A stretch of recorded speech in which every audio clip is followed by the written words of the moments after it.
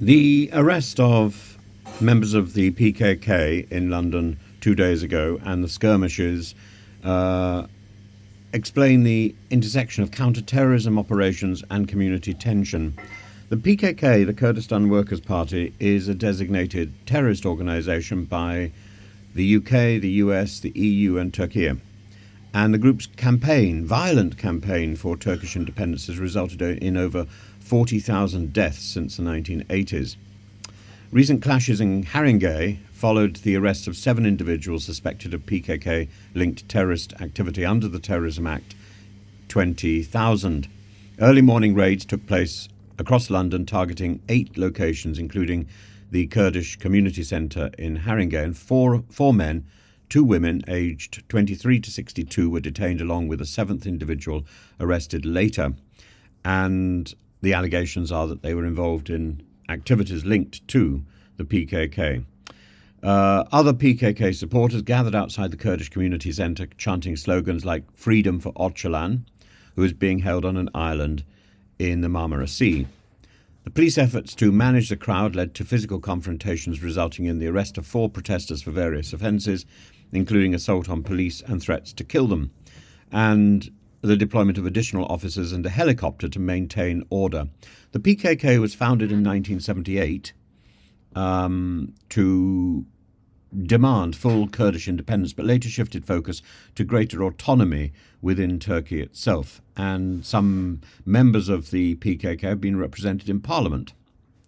In October 2023, there were bombings in Ankara. 2024, an attack on the Turkish aerospace industries, and so on. And there have been various atrocities going back over the years to the late 1970s. The group's violent history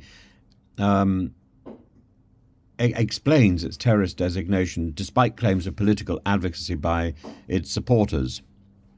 And the police have been accused of unjust and heavy-handed actions. The Kurdish advocacy groups have called for the release of detainees, citing democracy and human rights concerns. But the police have said they acknowledge the concerns and they reassure that there is no imminent threat to public safety.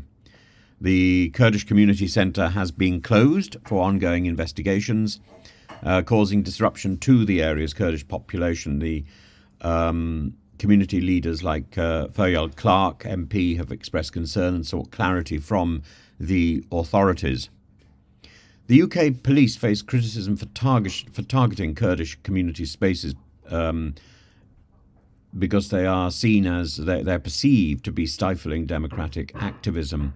But there is a necessity to action to address genuine threats posed by organisations which are linked to terrorism.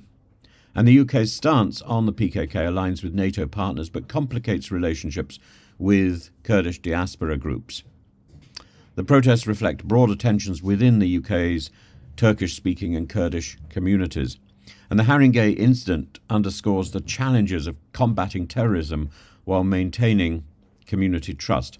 There are ongoing investigations which must strike a balance between national security and the rights of minority groups, and the broader implications for UK policy on diaspora activism and international counter-terrorism cooperation remains critical.